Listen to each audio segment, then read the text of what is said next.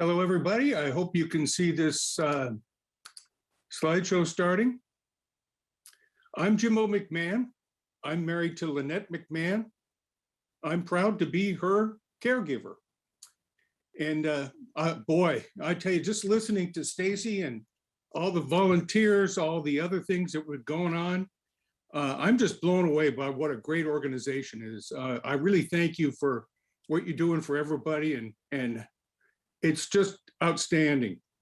And as I was listening, I saw there was a lot of uses of the word advocate, and I don't think I'm applying it the same way. But by advocate, I'll use an analogy.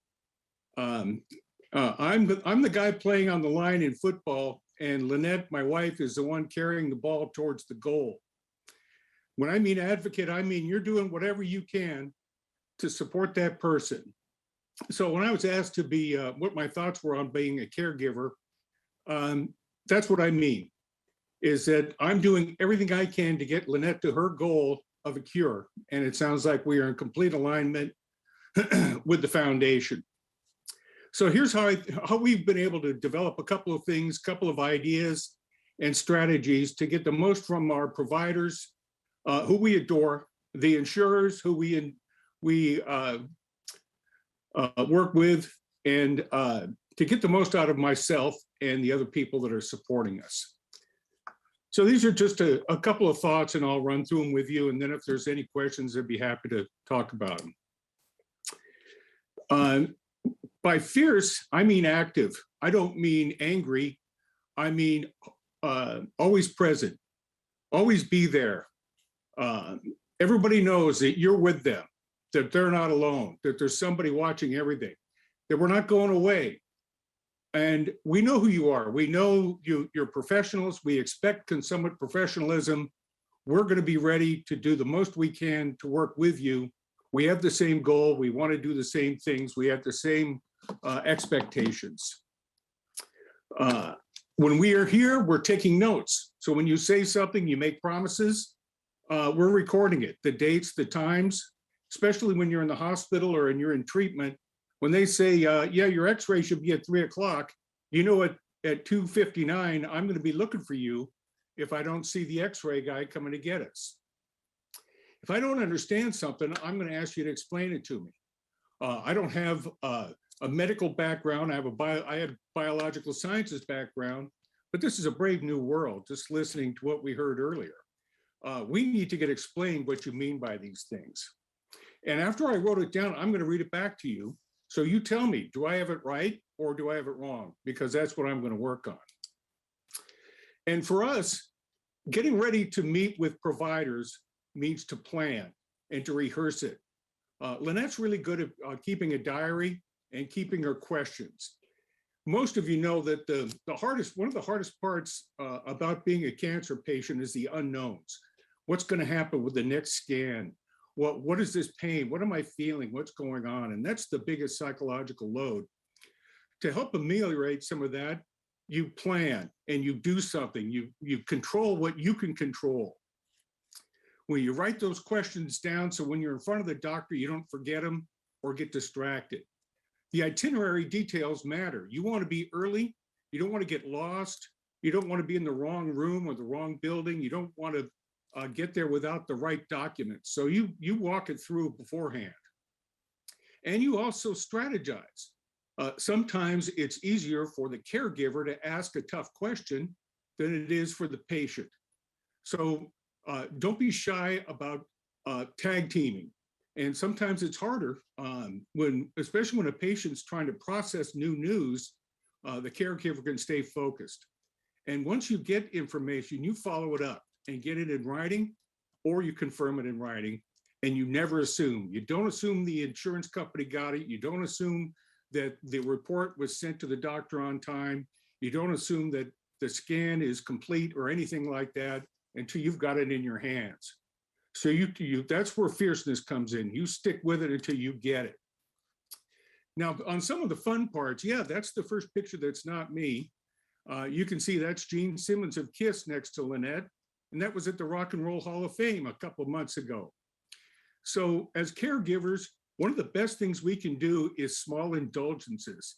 That quote by Leo Bascaglia that finished the last section really hits home.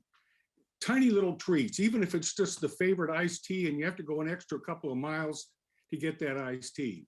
If you're feeling good enough, let's take a trip. Don't sit at home. Don't be staring at the sick room. Don't be staring at the stuff you see every day. Get outside. Get with your friends. Go new places.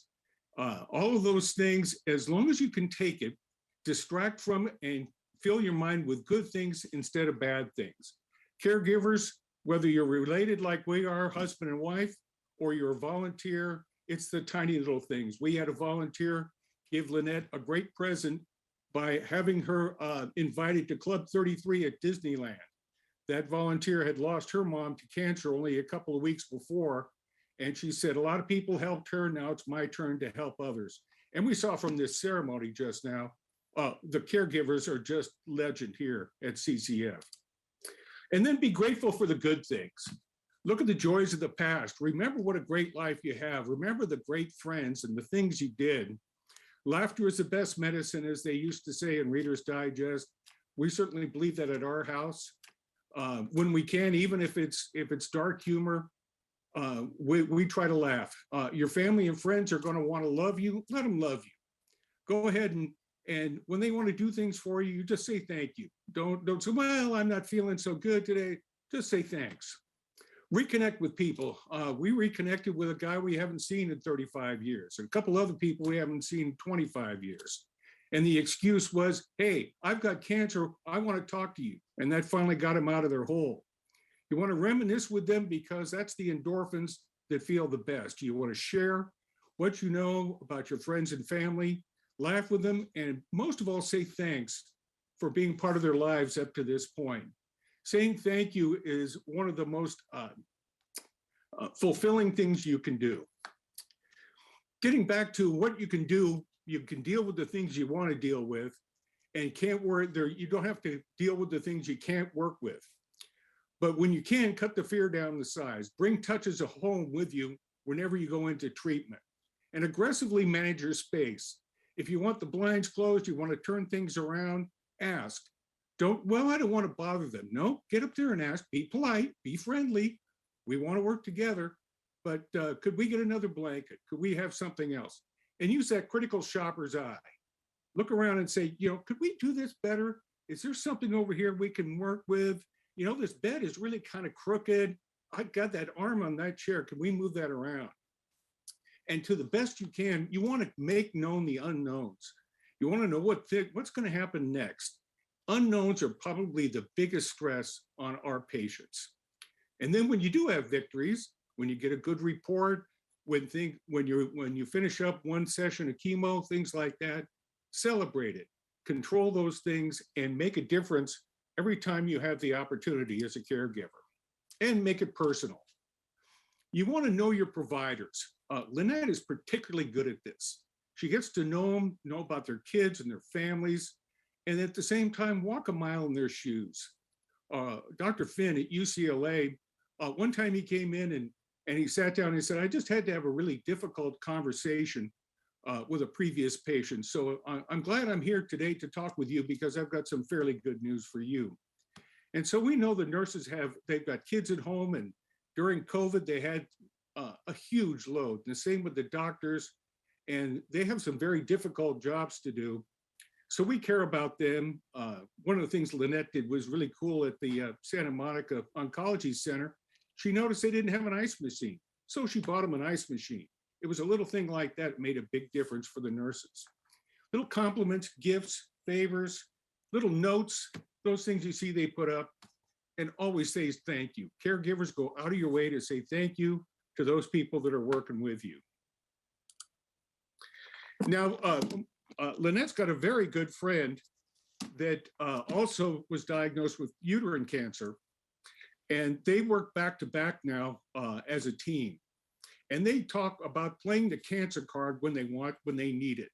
This is especially good with insurance companies because put yourself in their shoes. It's just another call, another patient, another schedule. You got that all day. You want them to know that you're special. I've got cancer and I need your help to get the best treatment. I've got a clock ticking and I want you to help me. It works with insurance companies real well, with patient schedulers when they find out, and if they get to know you, it really makes a difference. Scheduling is one of the toughest things we face, and it's really hard to sit there on hold while your mind is going nuts. So caregivers really work that angle. Same thing with hospitality and travel, getting an early check-in, getting a wheelchair, having some little extras here and there. And it's also true with family and friends. They know you've got cancer, but you want them to know that you can help them as part of having your cancer. You're going to go out and we're going to go do fun things we didn't think we could do before. And we're going to forget what my condition is and remember this is our opportunity to do something special. And you want to fill those hours up. You want to banish the gloom. That, again, like I said before, it's really tough. Those quiet hours when you're alone, when you're thinking, what's going to happen? I'm waiting for the scan. So what you do is you make task lists. You want to make little accomplishments, little victories. You want to check in with each other. How are you doing? What's going on? What can we do next? Is the laundry done? Can I do that for you? You want me to go shopping? Where can we make a difference? You want to write. You want to keep a diary. You want to talk to yourself and look back at it and say, boy, I was worried about that, and that turned out not to be much of a worry. And then you want to celebrate those wins. When you get something right, and when you finish those tasks, you celebrate it. Here's Lynette, this picture, that's early in her treatment. That's when she got her first or second Gemcis, and she's wearing the wig that we call Agent 99. Selecting and having fun with wigs was one of the things that was kind of an unexpected victory. So we're all familiar with sitting around waiting. I've mentioned that many times. They call us the patient, we're not. Nooch people, there's no harm in asking. There's no harm in calling up and say, you got that report yet? Haven't seen the blood test. Has the doctor reviewed this yet? Every once in a while, you want to use your leverage, use some yank and say, hey, I've been working on this for 2 months. I need you folks to help me out. Lynette had to change cancer doctors, 3 months ago, and they said, we want a hard copy of all of your records from the last 3 years. It was about 1,600 pages. So I printed it out at work and she delivered it in a suitcase. It said, come on, you guys need to learn Citizen. You're going to see Lynette talk about Citizen later, and she's really good at it. That's some of the yank we've got is Citizen, the CCF Foundation, all the other family and friends, call on them. They can help you out. And then mostly accept what you can't change. Put that out of your mind. I know it's hard to do. There's some things I wish I could just reach in there. I'm a coach and a manager. I just want to fix them. Some things you can't fix, so don't dwell on them and focus on what you can change, on doing things that are fun, making your patient more comfortable. Your loved one has more time to go do better things, and be generous with your time and with whatever other assets you have.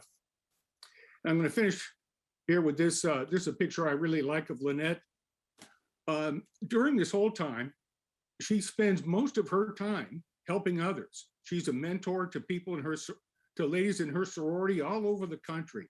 She travels. She's there today.